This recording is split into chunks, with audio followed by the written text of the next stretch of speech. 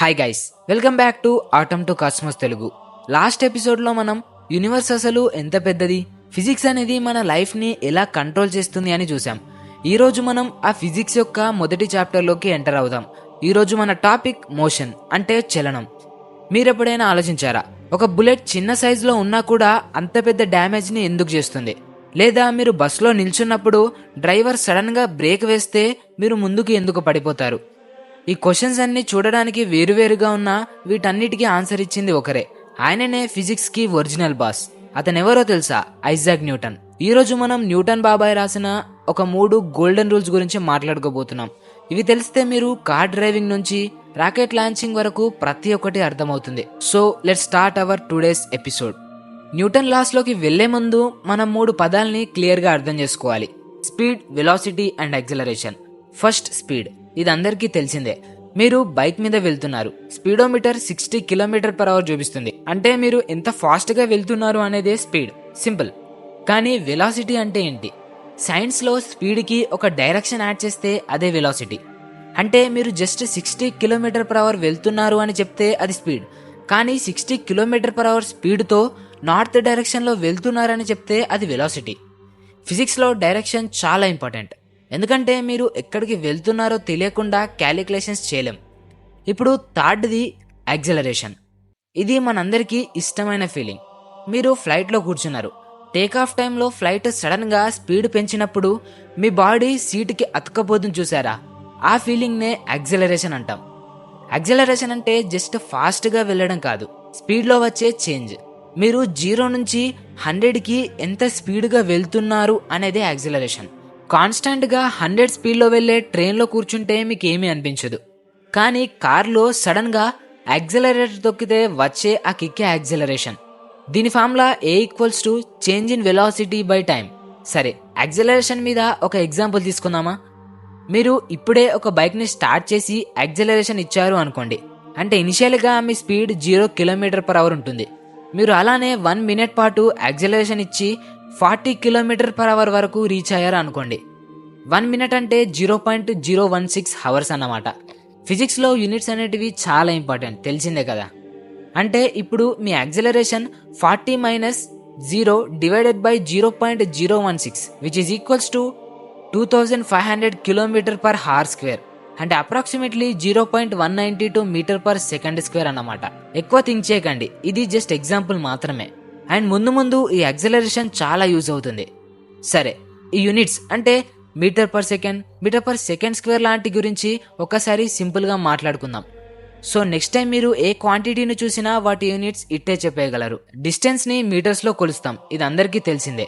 అంటే డిస్టెన్స్ యొక్క unit metre అన్నమాట. అండ్ అలానే టైంని సెకండ్స్లో. స్పీడ్ = డిస్టెన్స్ బై టైం, అంటే m/s అన్నట్టేగా. So speed unit m/s. And velocity కూడా అంతే. Acceleration = final velocity minus initial velocity by time. ఈ v చేస్తే మళ్ళీ వెలాసిటీయే కాబట్టి ఇక్కడ velocity unit m/s and time ది second. So total m/s². So ఇప్పుడు మీకు ఈ యూనిట్స్ మీద ఉన్న కన్ఫ్యూజన్ పోయింది అని అనుకుంటున్నాను. రైట్, ఇప్పుడు మనం అసలు కథలోకి వెళ్దాం. Newton's first law of motion. దీనికి నేను పెట్టిన పేరు ద లేజీ లా. సరే, ఈ లాస్ అనగానే మన మైండ్లో వచ్చే ఫస్ట్ క్వశ్చన్, వీటిని ఎందుకు నేర్చుకోవాలి? న్యూటన్ లాస్ మన చుట్టూ జరిగే ప్రతి మూమెంట్ యొక్క సీక్రెట్స్ని రివీల్ చేస్తాయి.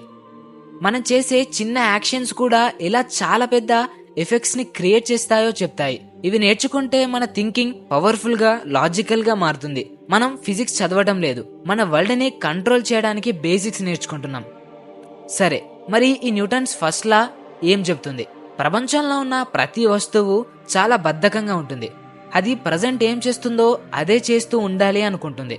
సింపుల్గా చెప్పాలంటే ఒక ఆబ్జెక్ట్ తన కరెంట్ స్టేట్ని రెస్ట్లోనే ఉంటే రెస్ట్లో, మోషన్లోనే ఉంటే మోషన్లో మెయింటైన్ చేయడానికి ట్రై చేస్తుంది. అండ్ దీన్నే మనం ఇనర్షియా అంటాం. అంటే ఒక ఆబ్జెక్ట్ రెస్ట్లో ఉంటే అది రెస్ట్లోనే ఉండాలి అనుకుంటుంది. ఒక ఆబ్జెక్ట్ మూవ్ అవుతూ ఉంటే అది మూవ్ అవుతూనే ఉండాలి అనుకుంటుంది. ఎప్పటి వరకు అంటే బయట నుంచి ఏదైనా ఫోర్స్ వచ్చి దాన్ని డిస్టర్బ్ చేసే వరకు. మన బస్ ఎగ్జాంపుల్ని తీసుకుందాం. మీరు 60 km/h స్పీడ్లో వెళ్లే బస్సులో నిల్చున్నారు. మీకు తెలియకుండానే మీ బాడీ కూడా 60 km/h స్పీడ్లో బస్తో పాటు ట్రావెల్ చేస్తుంది. ఇప్పుడు డ్రైవర్ సడన్గా బ్రేక్ వేశాడు అనుకోండి. బస్ ఆగిపోతుంది. కానీ మీ బాడీకి ఉన్న ఇనర్షియా వల్ల మీ బాడీ ఇంకా 60 స్పీడ్లోనే ముందుకు వెళ్ళాలి అనుకుంటుంది. అందుకే మీరు ముందుకి పడిపోతారు. దీన్నే ఇనర్షియా ఆఫ్ మోషన్ అంటారు. సో నెక్స్ట్ టైం మీరు బస్లో పడబోయినప్పుడు డ్రైవర్ని తిట్టుకోకండి. న్యూటన్ గారి ఫస్ట్ లాని గుర్తు తెచ్చుకోండి. ఇప్పుడు న్యూటన్ సెకండ్ లాకి వద్దాం. ఫిజిక్స్ మొత్తానికి ఇది హీరో లాంటి equation. F=ma, force equals to mass into acceleration. ఇది ఎంత సింపుల్గా కనిపిస్తుందో అంతే పవర్ఫుల్ కూడా. అసలు మాస్ అంటే ఏంటి? Mass is nothing but the amount of matter in an object. సింపుల్గా చెప్పాలంటే ఒక ఆబ్జెక్ట్ యొక్క వెయిట్ని గ్రావిటీతో డివైడ్ చేస్తే అదే మాస్. జస్ట్ గుర్తుపెట్టుకోండి. మళ్ళీ మనం గ్రావిటీ గురించి తెలుసుకున్నప్పుడు క్లియర్గా ఈ మాస్ గురించి అర్థం చేసుకుందాం. ఒక ప్లాస్టిక్ బాల్కి మాస్ తక్కువ ఉంటుంది అండ్ ఒక ఐరన్ బాల్కి మాస్ ఎక్కువ ఉంటుంది. సింపుల్ లాజిక్ ఆలోచించండి. ఒక ఎంటీ షాపింగ్ కార్ట్ని పుష్ చేయడం ఈజీయా లేదా ఫుల్గా ఐటమ్స్తో ఉన్న కార్ట్ని పుష్ చేయడం ఈజీయా? ఎంటీ కార్ట్ని పుష్ చేయడమే చాలా ఈజీ. ఎందుకంటే దాని మాస్ తక్కువ. మాస్ ఎంత తక్కువ ఉంటే మనం అంత ఈజీగా దాని స్పీడ్ని మార్చొచ్చు, అంటే యాక్సలరేట్ చేయొచ్చు. ఇప్పుడు నాతో పాటు ఇమాజిన్ చేసుకోండి. మీరు రోడ్డు మీద ఉన్నారు. ఒక సైకిల్ మీ వైపు 10 km/h స్పీడ్తో వస్తుంది. మీరు దాన్ని ఈజీగా ఆపగలరు. కానీ సేమ్ 10 km/h స్పీడ్తో ఒక పెద్ద లారీ వస్తుంటే దాన్ని మీరు ఆపగలరా? ఆపలేరు. ఎందుకంటే దాని మాస్ చాలా ఎక్కువ. సో దాని ఫోర్స్ కూడా చాలా ఎక్కువ ఉంటుంది. అలా కాకుండా ఒక చిన్న బుల్లెట్, దాని మాస్ జస్ట్ 10 grams మాత్రమే ఉంటుంది. కానీ అది గన్లో నుంచి బయటికి వచ్చినప్పుడు దానికి విపరీతమైన యాక్సిలరేషన్ ఉంటుంది. మాస్ చిన్నదైనా యాక్సిలరేషన్ ఎక్స్ట్రీమ్గా ఉండడం వల్ల టోటల్ ఫోర్స్ F=ma చాలా డెడ్లీగా మారుతుంది. సో ఒక వస్తువు ఎంత డ్యామేజ్ చేస్తుంది అనేది దాని వెయిట్ మీద మాత్రమే కాదు, అది ఎంత ఫాస్ట్గా స్పీడప్ అయ్యింది అన్న దాని మీద కూడా డిపెండ్ అయి ఉంటుంది. ఇదంతా మీరు క్లియర్గా అర్థం చేసుకోండి. బట్టి పట్టాల్సిన అవసరం లేదు. F=ma అంటే మాస్ పెరిగితే ఆటోమేటిక్గా ఫోర్స్ కూడా పెరుగుతుంది. యాక్సిలరేషన్ తగ్గితే ఆటోమేటిక్గా ఫోర్స్ కూడా తగ్గుతుంది. అంటే ఫోర్స్ అనేది మాస్ అండ్ యాక్సిలరేషన్ మీద టోటల్గా డిపెండ్ అయి ఉంది. జస్ట్ సింపుల్గా అర్థం చేసుకోండి. బట్టి పట్టాల్సిన అవసరమే లేదు. న్యూటన్స్ థర్డ్ లా, దీన్నే ద కర్మా లా అని కూడా అంటారు. For every action there is an equal and opposite reaction. మీరు ప్రపంచం మీద ఎంత ఫోర్స్ అప్లై చేస్తారో ప్రపంచం మీ మీద కూడా ఎగ్జాక్ట్ గా అంతే ఫోర్స్ బ్యాక్ అప్లై చేస్తుంది. మీరు రోడ్డు మీద నార్మల్ గా నడుస్తున్నారు కదా, అసలు మీరు ముందుకి ఎలా వెళ్తున్నారు? మీ కాళ్ళతో గ్రౌండ్ ని వెనక్కి పుష్ చేస్తున్నారు. దీని రిజల్ట్ గా గ్రౌండ్ మిమ్మల్ని ముందుకు పుష్ చేస్తుంది. మీకు అది నమ్మబుద్ధి కావట్లేదు కదా? అయితే ఒక్కసారి ఐస్ మీద లేదా ఫుల్ గా ఆయిల్ ఉన్న నేల మీద నడవడానికి ట్రై చేయండి. మీరు నేలని వెనక్కి పుష్ చేయలేరు, ఎందుకంటే ఫ్రిక్షన్ లేకపోవడం వల్ల. సో నేల మిమ్మల్ని ముందుకు పుష్ చేయలేదు. మీరు అక్కడనే జారి పడిపోతారు. స్పేస్లోకి వెళ్లే రాకెట్ కానీ మీరు దివాళీకి కాల్చే రాకెట్ కానీ సేమ్ ప్రిన్సిపల్ మీద పనిచేస్తాయి. రాకెట్ లోపల ఉన్న ఫ్యూల్ కాలుతుంది. ఆ ఫైర్ అండ్ గ్యాసెస్ గట్టిగా కింది వైపు పుష్ అవుతాయి. ఆ గ్యాసెస్ మళ్ళీ రాకెట్ ని పైకి పుష్ చేస్తాయి. సో ఈ ఈక్వల్ అండ్ ఆపోజిట్ రియాక్షన్ వల్ల రాకెట్ పైకి ఎగురుతుంది. మీకు ఒక మైండ్ బ్లోయింగ్ ఫ్యాక్ట్ చెప్పనా? మీరు ఎర్త్ మీద నిల్చొని గట్టిగా ఒక జంప్ చేశారు అనుకోండి. మీరు ఎర్త్ ని ఎంత ఫోర్స్ తో కిందికి పుష్ చేస్తారో ఎర్త్ మిమ్మల్ని అంతే ఫోర్స్ తో పైకి పుష్ చేస్తుంది. టెక్నికల్లీ మీరు జంప్ చేసినప్పుడు ఎర్త్ కూడా కొంచెం కింద వైపు జరుగుతుంది. కానీ ఎర్త్ మాస్ మీ మాస్ కంటే ట్రిలియన్ టైమ్స్ ఎక్కువ కాబట్టి ఎర్త్ జరిగింది మన కంటికి కనిపించదు. కానీ మ్యాథ్స్ ప్రకారం ఇది ఎస్. సరే, ఇప్పుడు మీకు క్వశ్చన్. మరి ప్రపంచంలో ఉన్న అందరు మనుషులు ఒకేసారి జంప్ చేస్తే ఏం జరుగుతుంది? దీని గురించి మీరు ఆలోచించండి. నెక్స్ట్ వీడియోలో మనం మాట్లాడదాం. ఇప్పుడు ఈ 3 లాస్ కలిసి మన లైఫ్ని ఎలా కాపాడుతున్నాయో చూద్దాం. కార్ సీట్ బెల్ట్స్ ఇంకా ఎయిర్ బ్యాగ్స్ గురించి మాట్లాడుకుందాం. మీరు 100 స్పీడ్లో వెళ్తున్నారు. సడన్ గా కార్ ఏదో యాక్సిడెంట్ అయి ఆగిపోయింది. ఫస్ట్ లా ప్రకారం కార్ ఆగిపోయినా మీ బాడీ ఇంకా 100 స్పీడ్లో ముందుకు వెళ్ళాలి అనుకుంటుంది.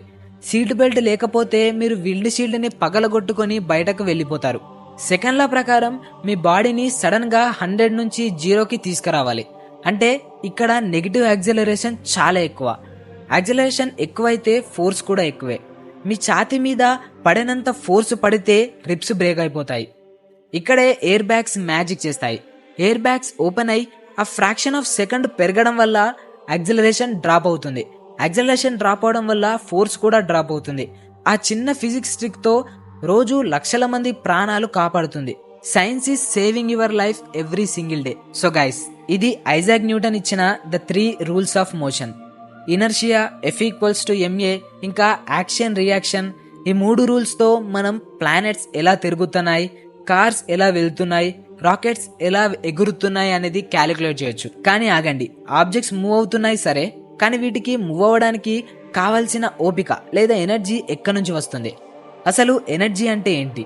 అది తయారు చేయొచ్చా లేదా డిస్ట్రాయ్ చేయొచ్చా? నెక్స్ట్ ఎపిసోడ్లో మనం ఎనర్జీ అండ్ వర్క్ గురించి మాట్లాడుకోబోతున్నాం. ఇది ఇంకా మైండ్ బ్లోయింగ్ కాన్సెప్ట్. మీరు ఈ వీడియో నుంచి కొత్తగా ఏదైనా నేర్చుకుంటే తప్పకుండా లైక్ బటన్ని గట్టిగా కొట్టండి. న్యూటన్స్ థాట్ల ప్రకారం బటన్ కూడా మిమ్మల్ని కొడుతుంది. ఒకసారి ట్రై చేయండి. మీకు ఈ సిరీస్ నచ్చితే కమెంట్ బాక్స్లో ఏదో ఒకటి కామెంట్ చేయండి. దానివల్లనే ఇంట్రెస్ట్ అండ్ కంటెంట్ ఇంకా పెరుగుతుంది. అండ్ నెక్స్ట్ వీడియో కోసం సబ్స్క్రైబ్ చేసుకోవడం మాత్రం మర్చిపోకండి. అండ్ అలానే పక్కనున్న బెల్ సింబల్ ఆన్ చేసుకోవడం ద్వారా నేను పెట్టిన వీడియో వెంటనే మీకు నోటిఫికేషన్గా వస్తుంది. సో నెక్స్ట్ వీడియోలో మనం మళ్ళీ కలుద్దాం.